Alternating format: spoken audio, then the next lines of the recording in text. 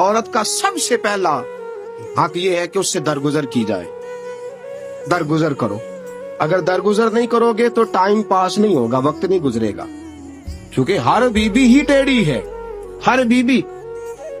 میرے ابا جی مرحوم ایک جملہ کہا کرتے تھے، میری اماں جی اس کی تعریف کیا کرتی تھی، مجھے بڑا یاد ہے.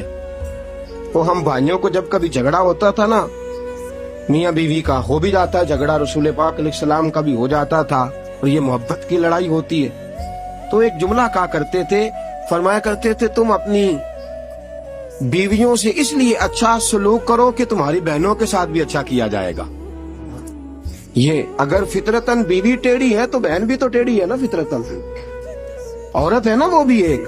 اگر تم سمجھتے ہو کہ تمہاری بیوی کے ساتھ اچھا سلوک کیا جائے تو یہ اپنی تمہاری بہن کے ساتھ اچھا سلوک کیا جائے.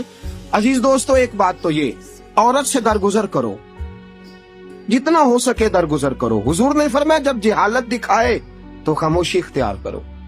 اور دوسرا عورت کا حق یہ ہے اس سے بغض نہ رکھو کبھی بھی. حضور نے منع فرمایا، بخاری مسلم کی حدیث ہے. نبی پاک علیہ السلام نے فرمایا عورت سے بغض نہ رکھو، بہانے نہ ڈھونڈو عورت کو ستانے کے، بہانے نہ تلاش کرو. جہاں تنقید کا موقع ملا فوراً کر دی، جہاں موقع میسر آیا فوراً تنقید کر دی، اور جہاں اسے ڈانٹنے کا موقع ملا فوراً ڈانٹ دیا. یہ نہ کرو. رسول پاک نے فرمایا اپنی بیوی سے بغض نہ رکھو. اور اگلے جملے بڑے شاندار ہیں حدیث کے.